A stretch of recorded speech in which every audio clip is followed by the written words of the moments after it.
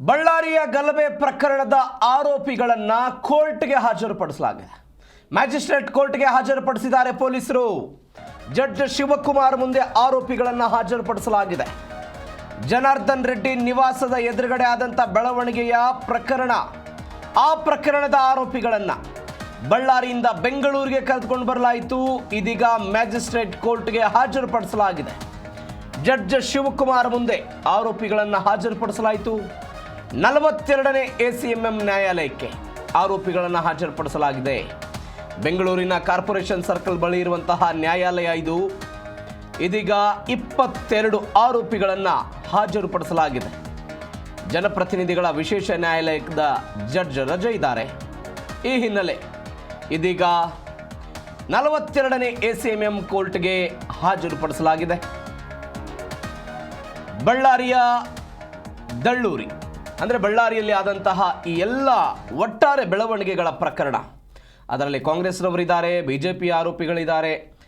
ಸ್ವತಃ ಪೊಲೀಸರು ಒಂದು ಸುಮೋಟೋ ಪ್ರಕರಣವನ್ನು ದಾಖಲು ಮಾಡಿಕೊಂಡು ತನಿಖೆ ಮಾಡ್ತಾ ಇದ್ದಾರೆ. ಒಟ್ಟು 22 ಜನ, ಅವರೆಲ್ಲರನ್ನ ಬಳ್ಳಾರಿಯಿಂದ ಬೆಂಗಳೂರಿಗೆ ಕರೆದುಕೊಂಡು ಬಂದು ಇದೀಗ ವಿಚಾರಣೆಗೆ ಸಹಜವಾಗಿ ಕೇಳ್ತಾರೆ. ವಿಚಾರಣೆ ಮಾಡೋ ದೃಷ್ಟಿಯಿಂದ ನಮ್ಮ ಕಸ್ಟಡಿಗೆ ಕೊಡಿ ಅಂತ ಕೋರ್ಟ್ಗೆ ಹಾಜರುಪಡಿಸಿದ್ದಾರೆ ಜಡ್ಜ್ ಶಿವಕುಮಾರ್ ಎದುರುಗಡೆ. 42ನೇ ACMM ಕೋರ್ಟ್ ಇದು.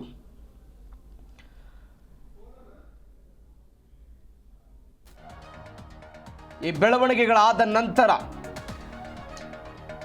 ಕೆಲವೊಂದಿಷ್ಟು ಜನ ದೂರುಗಳನ್ನು ಕೊಟ್ಟಿದ್ರು. ಪೊಲೀಸರು ಕೂಡ ತನಿಖೆ ಮಾಡ್ತಾ ಇದ್ರು. ಸಿದ್ದರಾಮಯ್ಯನವರು ಕೂಡ ತನಿಖೆ ಆಗಬೇಕು, ಯಾರೇ ತಪ್ಪಿದ್ದಿದ್ರೂ ಕೂಡ ಅವರ ವಿರುದ್ಧ ಕ್ರಮ ಕೈಗೊಳ್ಳುತ್ತೀವಿ ಅಂತ ಹೇಳಿಕೆಗಳನ್ನು ಕೊಟ್ಟಿದ್ರು.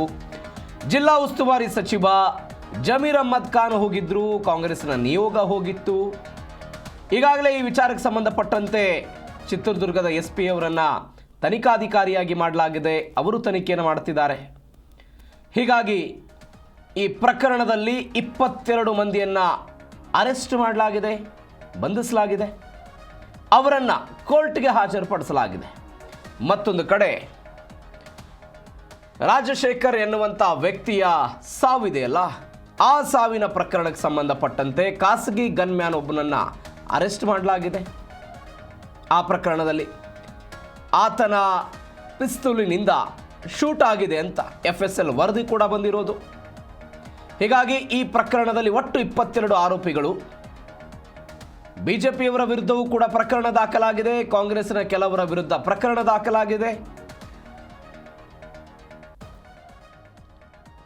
ಈ ಬಗ್ಗೆ ಹೆಚ್ಚಿನ ಡೀಟೇಲ್ಸ್ ಕೊಡ್ತಾರೆ ನಮ್ಮ ಪ್ರತಿನಿಧಿ ಭವ್ಯ ಸುನಿಲ್ ಫೋನ್ ಸಂಪರ್ಕದಲ್ಲಿದ್ದಾರೆ. ಭವ್ಯ, ಬಳ್ಳಾರಿಯ ಈ ಬೆಳವಣಿಗೆಯ ಆರೋಪಿಗಳು 22 ಜನರನ್ನ ಕೋರ್ಟ್ಗೆ ಹಾಜರುಪಡಿಸಿದಾರಂತೆ. ಪ್ರವೀಣ್, ಬಳ್ಳಾರಿ ಫೈರಿಂಗ್ ಪ್ರಕರಣಕ್ಕೆ ಸಂಬಂಧಪಟ್ಟಂತೆ ಆರೋಪಿಗಳನ್ನ ನ್ಯಾಯಾಲಯಕ್ಕೆ ಕರೆ ತಂದಿರುವಂತದ್ದು. ಬೆಂಗಳೂರಿನ ಮ್ಯಾಜಿಸ್ಟ್ರೇಟ್ ಕೋರ್ಟ್ಗೆ ಹಾಜರುಪಡಿಸಿದ್ದಾರೆ. ಸುಮಾರು 22 ಆರೋಪಿಗಳನ್ನ ಮುಂಜಾನೆ 6:30 ಸುಮಾರಿಗೆ ಕರೆ ತಂದಿರುವಂತದ್ದು. ಅಷ್ಟು ಮಾತ್ರವಲ್ಲದೆ ಭದ್ರತೆಯ ದೃಷ್ಟಿಯಿಂದ ಕೋರ್ಟ್ನ ಸುತ್ತಮುತ್ತ 2 KSRP ತುಕಡಿ ಆಗಿರ್ಬೋದು, ಭದ್ರತಾ ದೃಷ್ಟಿಯಿಂದ ACP ಇನ್ಸ್ಪೆಕ್ಟರ್ ನೇತೃತ್ವದಲ್ಲಿ ಒಂದು ಭದ್ರತೆಯನ್ನ ಕೂಡ ಕೊಟ್ಟಿರುವಂತದ್ದು.